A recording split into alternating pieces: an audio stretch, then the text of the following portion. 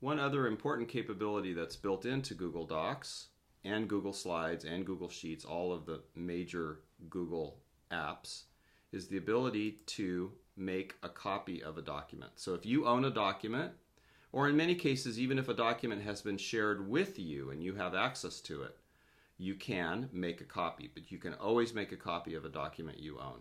And that might come in handy at different times. I'm going to click Make a Copy.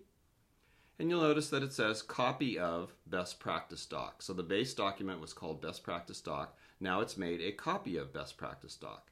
You have the ability to file it in a different place. You don't have to put it in My Drive. That's typically where most documents are going to reside, either My Drive itself or a folder within My Drive.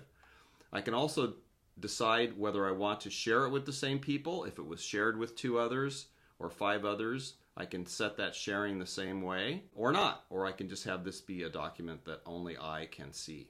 Now I can leave this alone, but it's likely that we're going to want to change the name of it. Best practice doc. Maybe this is the one that is all about dogs, so we want to have that be the defining name for it. Or you could say best practice doc version 2 if that's the most current one that you want to have access to. It could also say best practice doc period 2. Perhaps you have one best practice doc for period 1 and a slightly different one for period 2 during the day.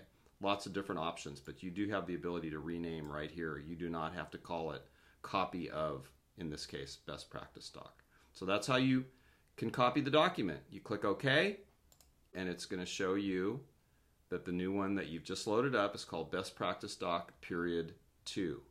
You can go back to Drive and then you can see both of them in place. You can see best practice doc period 2, and you would also see the original best practice doc that we had originally set up.